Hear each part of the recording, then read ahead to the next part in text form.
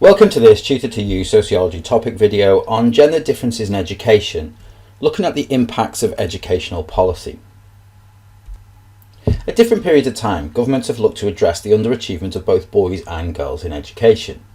Historically, it was girls who lagged behind their male counterparts in education, but in recent years, boys' achievement has become a concern for those in power. The term educational policies refers to social policies that have the aim of specifically impacting on education, but there are other policies that have affected the educational achievement of boys and girls. Policies whose aims were not specifically intended to impact on education, rather they had an indirect effect on educational achievement, and we'll look at some of those first. As a result of second wave feminism, many policies were introduced that looked to improve the position of women in society and create a more equal society. Some, such as the Equal Pay Act, the Sexual Discrimination Act and the Equality Act, focused on discrimination against women in the workplace. Now, these policies had the indirect effect on education of raising career aspirations for girls, as employment became more equal and women were provided with more opportunities to pursue a career than previously. This created a new generation of females who were career orientated and acted as role models for their children or for other girls who were already in education, and led to changes in attitudes of girls towards careers, as evidenced by Sue Sharp's research, amongst others. Second wave feminism also introduced policies that changed women's positions in society. The Divorce Reform Act gave women greater independence to escape from unhappy marriages, whilst the availability of contraception and the legalisation of abortion gave women greater freedom over their reproductive rights. These policies helped change social attitudes to women having careers, with traditional ideas of women getting married young and having a family being replaced by later marriage and pursuing careers. This impacted on educational achievement of girls by changing the norms of women from being housewives to being career women, requiring girls to work harder in education in order to pursue a career first. However, many feminists would suggest that this has actually created a dual burden on women, as they are expected to pursue a career and look after the home and children. Just a side note here, it's important to read the exams, as often questions focus specifically on educational policy. If it does, then indirect policies wouldn't be credited. However, you can still use these policies to examine changes in society and the impact of feminism that has led to improvements in girls' educational achievement. Specific educational policies that have looked to tackle differences in gender achievement really begin with the Education Reform Act. Prior to this, local education authorities could set their own examinations, create their own curricula based upon what they thought important for the local economy, and they could also segregate male and female students in relation to the subjects they could study. This meant that girls may not be allowed to study the same subjects as boys and vice versa. The Education Reform Act changed this with the introduction of the national curriculum, which made it illegal to discriminate on grounds of gender when it came to subject choices. This gave males and females more freedom to choose what subjects and what career pathways they wanted to do, which had a positive impact on the achievement of girls over the past 30 years.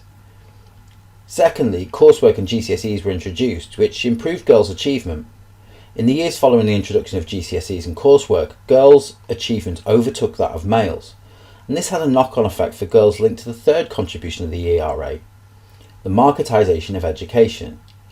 The introduction of competition between schools for funding meant that as girls' achievement improved and boys remained stagnant, female students were more desirable to top performing schools, as their hard work and dedication would lead to better results, a better league table placing, and the school being more attractive to prospective parents.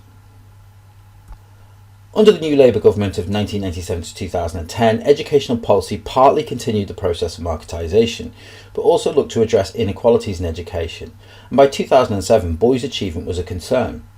The Department for Children, Schools and Families, now Department for Education, saw the lack of boys' literacy skills as being the source of their comparative underachievement.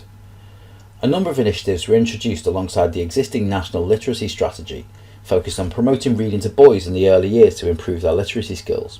Reading Champions is a scheme which continues, and it allocates medals to students for reading in the early years, whilst the Raising Boys Achievement project combines teaching and learning methodologies with literacy campaigns to boost boys' achievement.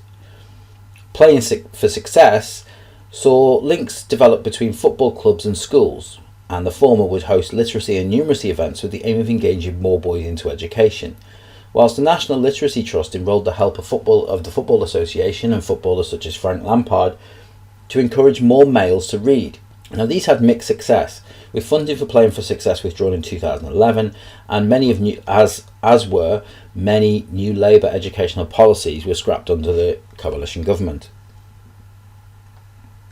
Other policies and initiatives related to gender included GIST, Girls into Science and Technology, and WISE, Women in Science and Engineering, that promoted sciences to females to address the gender imbalance in STEM subjects, science, technology, engineering and maths, whilst the coalition government announced that curriculum reforms to A-levels and GCSEs that have become practice since 2015, removing modular exams and replacing them with linear exams.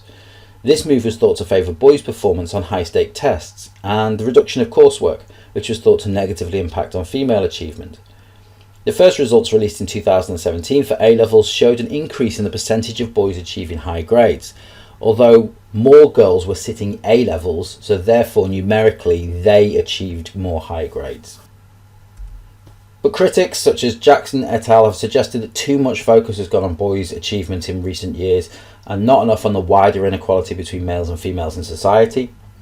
The gender pay gap remains at 17% for all employees, and recent estimates have stated that at its current rate, it would not be eradicated until 2050. We can also suggest that some policies in recent times have reduced the gap in education, with the percentage of boys achieving high grades being higher than girls in 2019. However, more girls are entered into higher level exams, such as A-levels. Finally, despite these changes, one problem persists in education, with teacher recruitment at lower levels than in the past, particularly for male teachers, which demonstrates that not enough is being done to entice males to remain in education and teach the future generations. That concludes this Tutor to You Sociology topic video on gender and education, looking at the impacts of educational policy. Thanks for watching.